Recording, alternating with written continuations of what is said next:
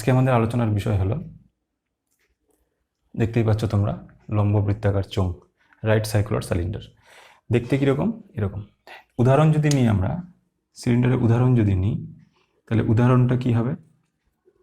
একটা এক্সাম্পল নিচ্ছি। এক্সাম্পলটা কি হবে? জলের পাইপ।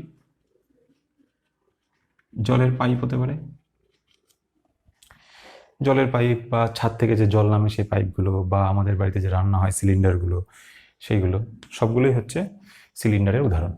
আচ্ছা, তো সিলিন্ডারটা আসল কি জিনিস সেটা আমি একটু দেখি। যদি আমরা একটা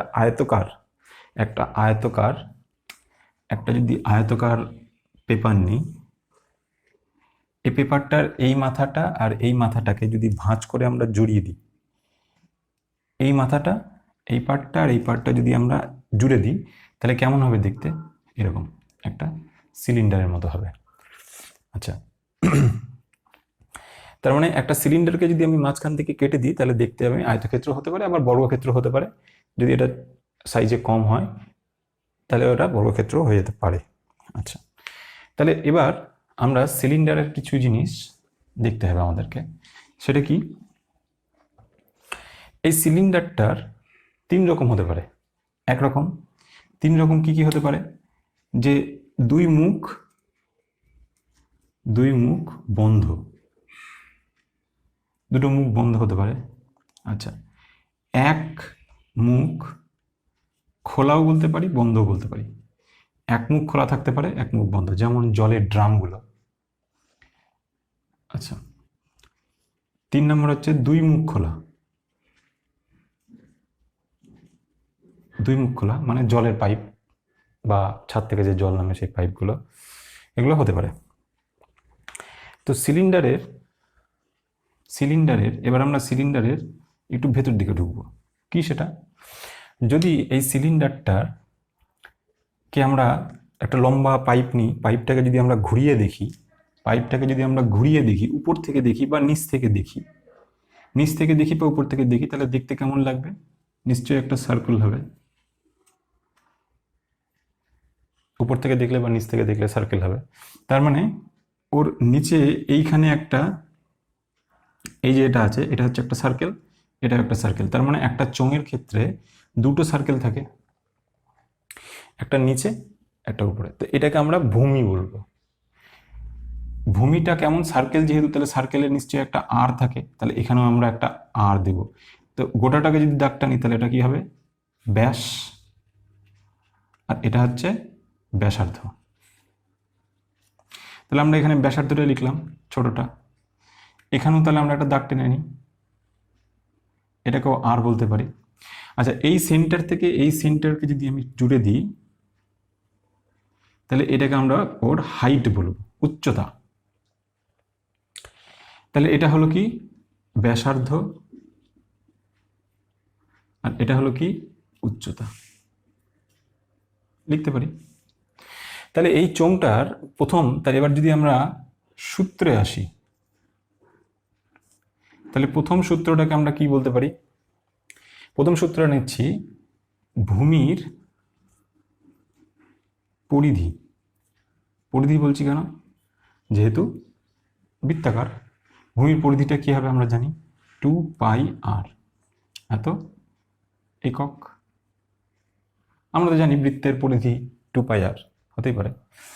দুই নাম্বার, আমরা ভূমির ক্ষেত্রফলটা দিকে কি হয় আমরা সবাই জানি, কি জানা হয়? πr², এত একক। আরটা কিন্তু এখানে ব্যাসার্ধ হতেই পারে। এবার তিন নাম্বার দেখি, যদি দুই মুখই না থাকে, দুই মুখ খোলা একটা সিলিন্ডার নিলাম, উপরে বৃত্তটা বাদ, নিচের বৃত্তটা বাদ, শুধু আমি ওর চারিপাশটা নিচ্ছি, তাকে কি যেন বলে? তাকে আমরা বলতে পারি পার্শ্ব তলের ক্ষেত্রফল বলতে পারি। পার্শ্বতলের ক্ষেত্রফল। তো পার্শ্বতলের ক্ষেত্রফলটা যদি আমাকে বের করতে হয়, তাহলে আমি কি করব? বৃত্তের পরিধি গুণ উচ্চতা। কেন? বৃত্তের পরিধিটা কি? 2πr into H. তাহলে ফর্মুলা কি হলো? 2πrh, এত বর্গ একক। হ্যাঁ, আমরা তো জানি ক্ষেত্রফল হলে বর্গ একক হবে। আচ্ছা, এবার আসি 4 নম্বরে। 4 নম্বরটা কি? যদি আমরা দুই মুখ বন্ধ নিচ্ছি, মানে দুই মুখ বন্ধ এবং এটা চারিপাশটা নিচ্ছি, তাহলে এটাকে কি বলবো আমরা? আমরা বলবো সমগ্র তলের ক্ষেত্রফল। তাহলে সমগ্র তলের ক্ষেত্রফলটা কি হবে? উপরের ভূমির আছে, উপরে ভূমির ক্ষেত্রফলটা হবে পাই আর স্কোয়ার, নিচের ভূমির ক্ষেত্রফলটা হবে পাই আর স্কোয়ার, আর চারিপাশের পার্শ্বতলের ক্ষেত্রফলটা হবে 2 পাই আর এইচ। লিখতেই পারি। তাহলে এখান থেকে আর কি হলো 2 পাই আর স্কোয়ার, আর এখানে নিলাম 2 পাই আর এইচ। তাহলে এখান থেকে কমন চলে গেল 2 পাই আর, যদি আমি কমন নিই তাহলে এখান থেকে পড়ে থাকলো আর, এখান থেকে পড়ে থাকলো এইচ। তাহলে এটা হয়ে গেল কি এত বর্গ একক। এটা হয়ে গেল সমগ্র তলের ক্ষেত্রফল। এবার যদি চলে আসি আয়তন বা কি ঘনফল বা আয়তন। ঘনফল বা আয়তন যদি বের করতে হয় তাহলে কি করব? ভূমির ক্ষেত্রফল ইন্টু উচ্চতা। এটা যেমন ছিল ভূমির পরিধি ইন্টু উচ্চতা, এটা যেমন ভূমির ক্ষেত্রফল ইন্টু উচ্চতা। ভূমির ক্ষেত্রফল কি পাই আর স্কোয়ার, আর উচ্চতা কত এইচ। হয়ে গেল এত ঘন একক। হ্যাঁ, তো আয়তনের ক্ষেত্রে তো ঘন একক হবে। এই হয়ে গেল আমাদের লম্ববৃত্তাকার চোঙের কিছু সূত্র। কিছু 6 নাম্বার আছে, 7 নাম্বার আছে, 8 নাম্বার আছে, সেটা নেক্সট পোর্শনটাতে আমরা দেখছি। আচ্ছা, এবার আমরা আসি এর সেকেন্ড পার্টটাতে।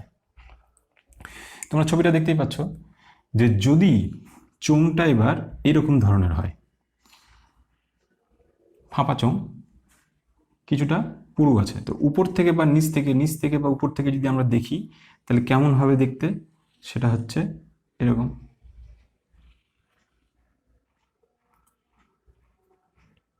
এরকম হবে চোঙটা। তার মানে এটা কিছু পুরু। এটা কতটা পুরু? এটা কিছুটা পুরু আছে, চওড়া আছে। সে চওড়া এটা কিছু দিয়ে তৈরি হয়েছে, তৈরি করেছি এটাকে। তাহলে এর ক্ষেত্রে ব্যাসার্ধ নিশ্চয়ই দুরকম হবে। একটা হবে R1 আর একটা হবে R2। এটা যদি আমরা এখানে দেখি ছবিটা উপর থেকে, তাহলে এটাকে বলবো আমরা হচ্ছে R1 আর এইটাকে বলবো আমরা R2। দুরকম ব্যাসার্ধ, কিন্তু উচ্চতা একটাই এইচ। তাহলে এইরকম যদি আমাদের সিলিন্ডার থাকে, চোঙ থাকে, তাহলে আমরা এটার সূত্র কিভাবে করব? তাহলে এটা ফাঁপা। তাহলে ফাঁপা যদি হয়, এইটার প্রথমে কি ছিল আমাদের? ভূমিটার আগে লিখি 1 নাম্বার, ভূমির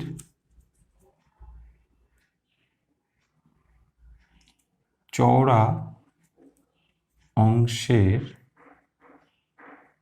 ক্ষেত্রফল।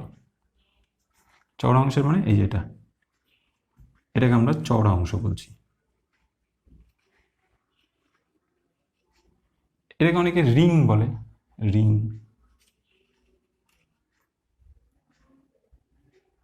এটাকে আমরা অনেকে রিং বলতে পারি,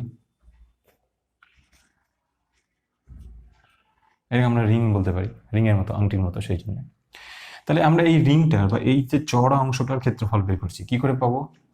আগে সম্পূর্ণ ক্ষেত্রফলটা বের করব, পাই আর 1 স্কোয়ার থেকে আমরা ভিতরের ক্ষেত্রফলটাকে বাদ দিয়ে দেবো, পাই R2 স্কোয়ার। তাহলে এখান থেকে কমন নিয়ে নিই পাই, তাহলে কি হয়ে গেল R1 square minus R2 square হয়ে গেল। এটা হয়ে গেল ভূমির ক্ষেত্রফলটা। এবার আমরা চলে আসি 2 নম্বরে।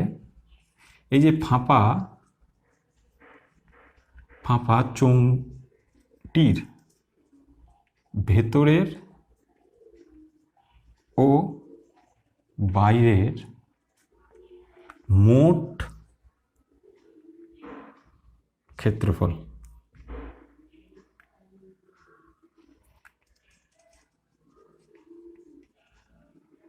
পার্শ্বতলের ক্ষেত্রফল।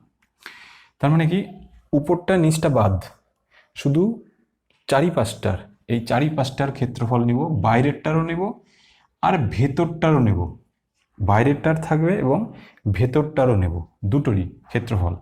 কি করে পাবো বাইরেরটার ক্ষেত্রফল ভিতরের ক্ষেত্রফল? আচ্ছা, বাইরের ক্ষেত্রফলটা আমরা কি যেন পাবো? আমরা জানি পার্শ্বতলের ক্ষেত্রফলের সূত্র 2πr1h, বাইরেটার ক্ষেত্রফল। আর ভেতরেরটার ক্ষেত্রফল কি হবে? 2πr2h, এই তো। ভেতরের ক্ষেত্রফল বাইরের ক্ষেত্রফল, বাইরেরটা হচ্ছে 2πr1h আর ভেতরেরটা হচ্ছে 2πrh। তাহলে এখান থেকে আমরা কমন নিতে পারি 2πh, তাহলে কি হয়ে যাবে r1 প্লাস r2। তো এটাকে এইভাবে অনেকে না লিখে এইভাবেও লিখে 2πr1 plus r2 into h, এত বর্গ একক, এটা হতে পারে। তাহলে এবার 3 নম্বরটা কি? সমগ্রতলের ক্ষেত্রফল সমান সমান আমরা কি লিখতে পারি?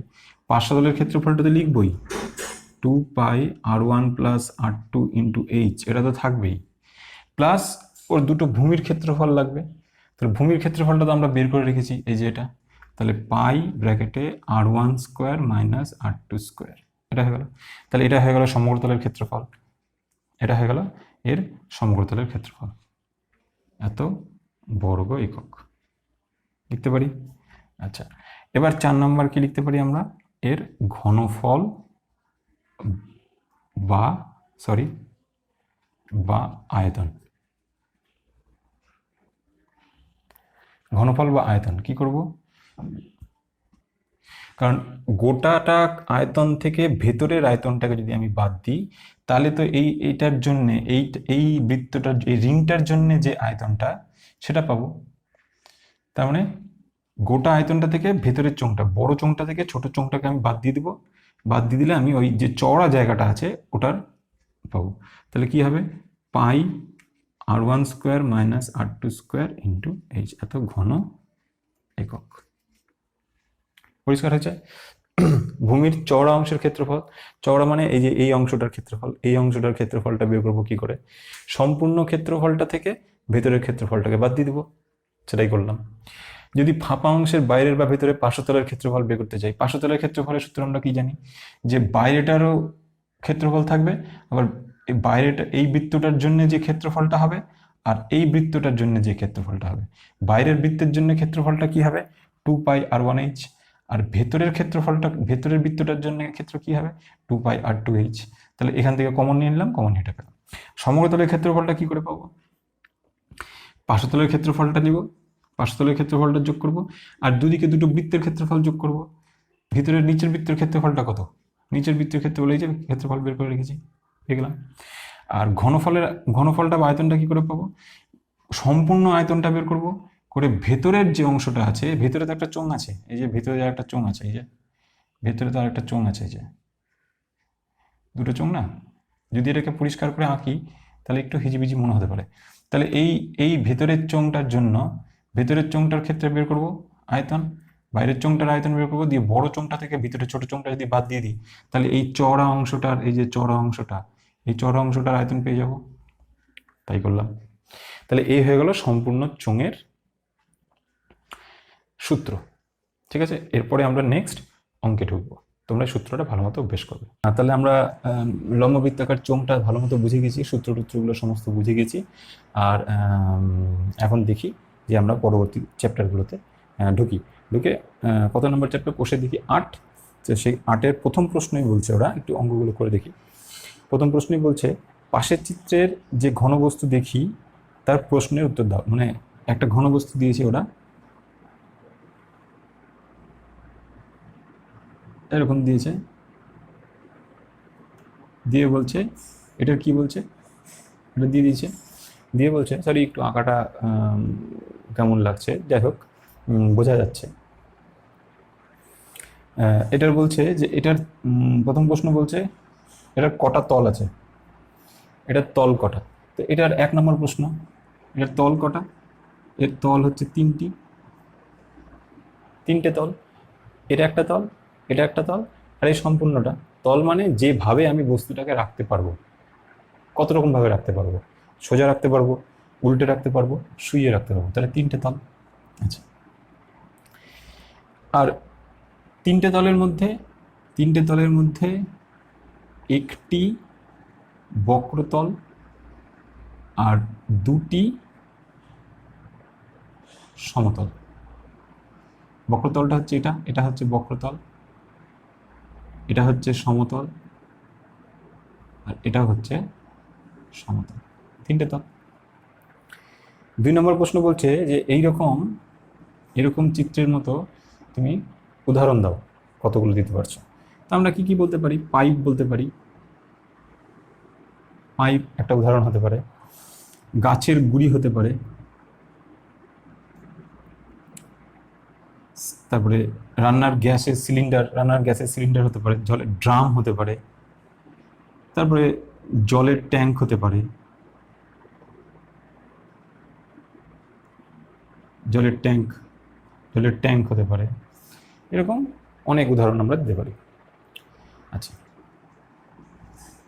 3 নম্বর অঙ্কটা বলছে যে স্টিলের পাতলা চাদর দিয়ে একটি ঢাকনা সমেত একটি ড্রামের ব্যাস বলে দিয়েছে 28 সেমি। তাহলে ড্রামটি তৈরি করতে 2816 বর্গ সেমি চাদর লেগেছে। তাহলে ড্রামটির উচ্চতা কত? একটা ড্রাম আছে, এই ড্রামটার বলে দিয়েছে ব্যাসটা 8টা কত বলেছে?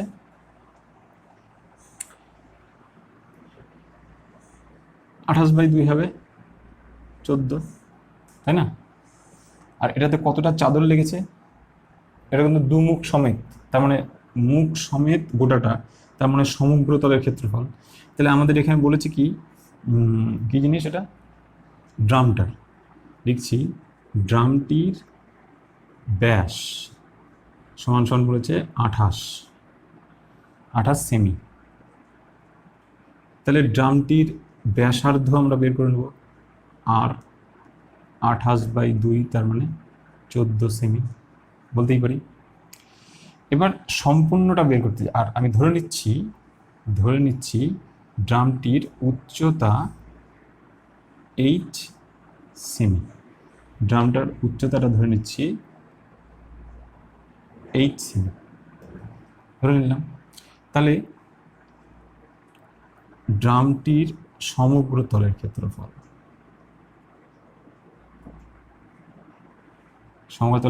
কি জানা হয়? আমরা জানি সূত্র 2πr × r + h, এটা আমরা জানি। তাহলে 2 × 22/7 × r এর ভ্যালু কত জানো? 14 × 14 + h, এর মান তো জানি না, এত বর্গ সেমি। তাহলে এটাই হবে আমাদের যে চাদরটা দিয়েছে তার সঙ্গে সমান। তাহলে এখানে করে দিই শর্তানুসারে 2 × 22/7 × 14 × 14 + h সমানই বলে দিয়েছে কত? 2816। তাহলে এখান থেকে আমরা লিখতে পারি 14 + h সমান বাকি এই সবগুলোকে আমরা ওই পাশে পাঠিয়ে দেবো। তাহলে কি হবে?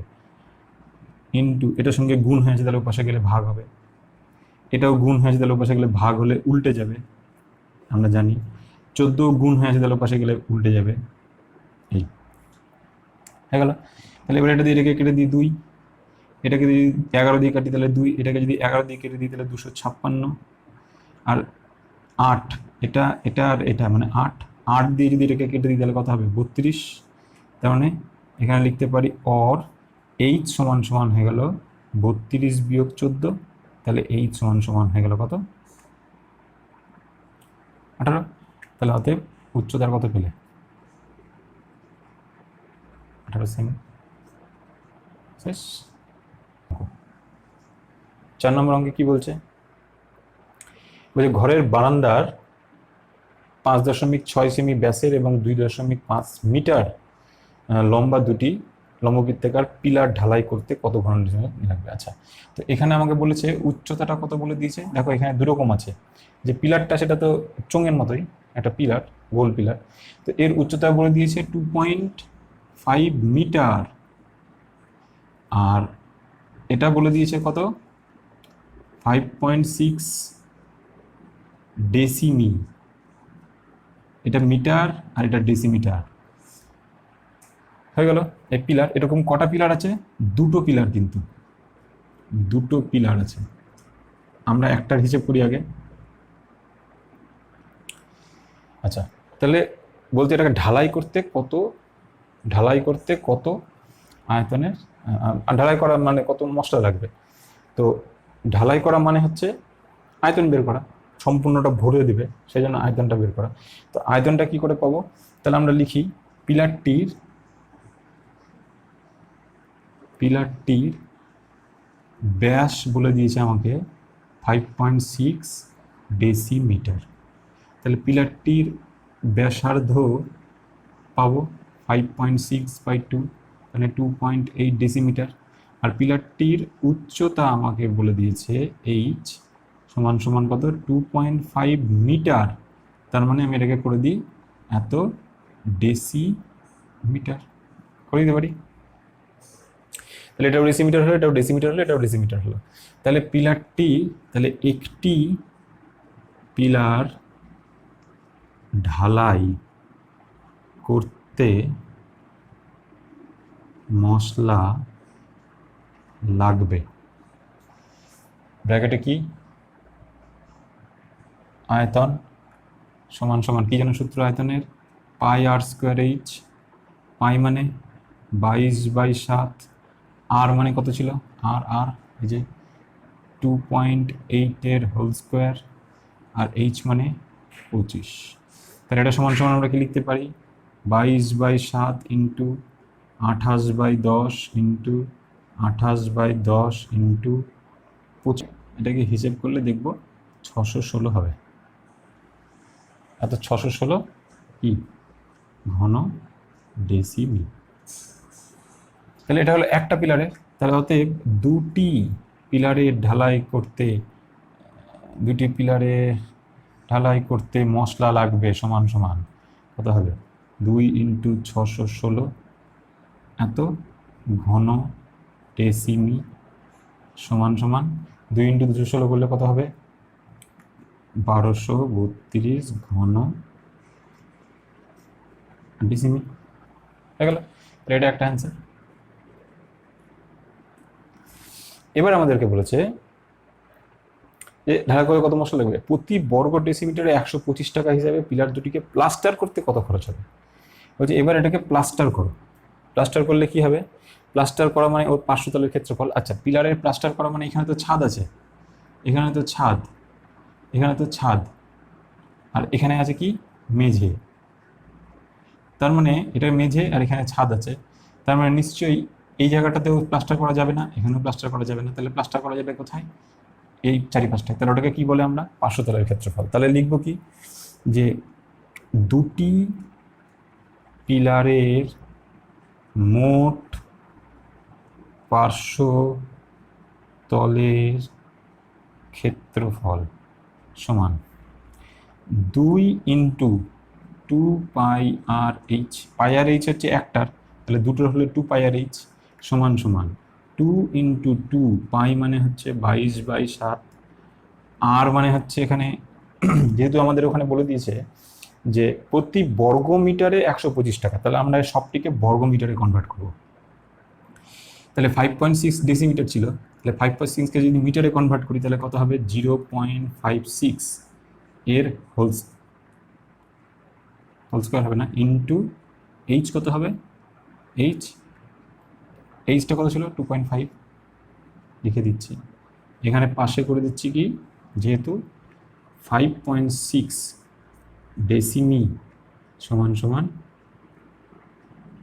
0.56 মি।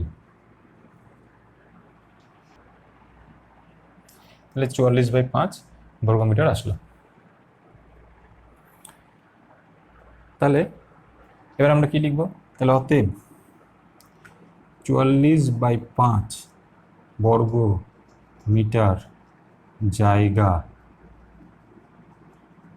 প্লাস্টার করতে খরচ সমান 44/5 ইন্টু 125 টাকা। এটার সঙ্গে এটা কেটে দিই 25, তো 25 দিয়ে রেখে করলে 1100। এটা হলো উত্তর। 2.8 ডেসিমিটার দৈর্ঘ্যের অন্তর্ব্যাস বিশিষ্ট এবং 7.5 ডেসিমিটার লম্বা একটি জ্বালানি গ্যাস সিলিন্ডারের এত কিগ্রা গ্যাস থাকলে প্রতি ঘন ডেসিমিটার গ্যাসের ওজন কত হবে বের করা। তার মানে যেহেতু আমি এককটা দেখে চিনতে পারছি যে প্রতি ঘন ডেসিমিটারে কত থাকবে, তার ঘন ডেসিমিটার কার একক আয়তন, তাহলে মানে আমাকে ইনডাইরেক্টলি আয়তন বের করার কথা প্রথমে বলছে। তাহলে আয়তনটা বের করার জন্য আমাকে কি লিখব গ্যাস সিলিন্ডারটির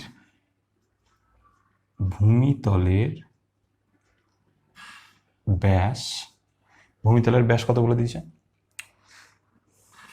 2.8 ডেসিমিটার। তাহলে ব্যাসার্ধ কি হবে 2.8/2 ডেসিমিটার সমান 1.4 ডেসিমিটার হয়ে গেল। এবার বলেছে তার লম্বা একটি জ্বালানি, তার উচ্চতা কত বলেছে, সিলিন্ডারটার উচ্চতা বলে দিয়েছে 7.5 ডেসিমিটার 7.5 ডেসিমিটার। তাহলে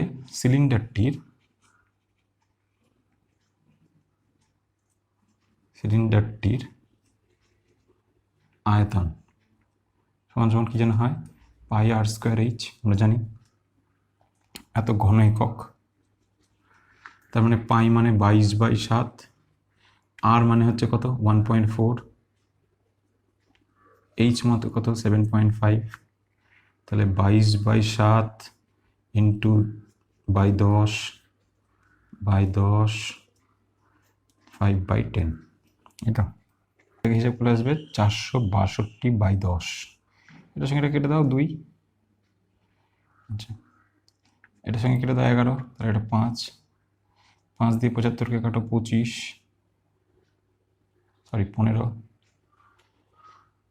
এটাকে কাটো 5 দিয়ে কাটো, তাহলে এটা হবে 3, এটাকে 5 দিয়ে কাটলে 2, এটার সঙ্গে এটা কাটলে 7। এই হলো এত ঘন ডেসিমি হয়ে গেল।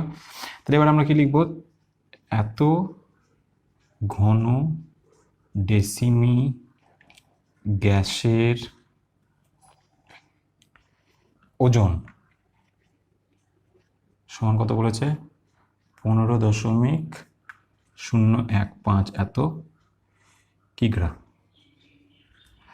তাহলে অতএব 1 ঘন ডেসিমি গ্যাসের ওজন 15.015 গুণ এটা কি দিকে ভাগ হবে, তাহলে ভাগ হলে কত হবে 10/462 325 গ্রাম। এই হিসেবটা কি করে আসছে, এটা থেকে এটা কি করে এলো, এটা একটু পাশে দেখাচ্ছি।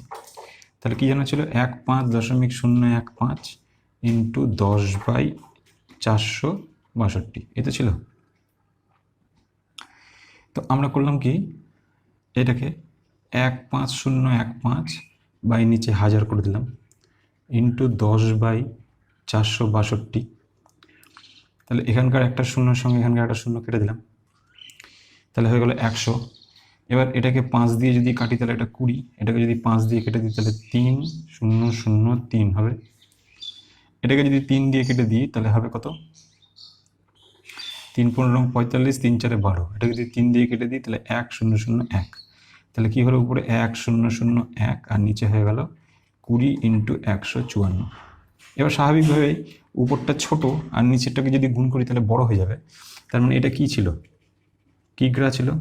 এবার এটাকে আমরা করে দিলাম কি, এটাকে আমরা করছি কি গ্রামে কনভার্ট করে দিচ্ছি, তাহলে 1001 সঙ্গে 1000 গুণ করে দিলাম, কারণ কিগ্রাকে যদি 1000 দিয়ে গুণ করি তাহলে গ্রাম হবে, বা এটা এখানে না লিখে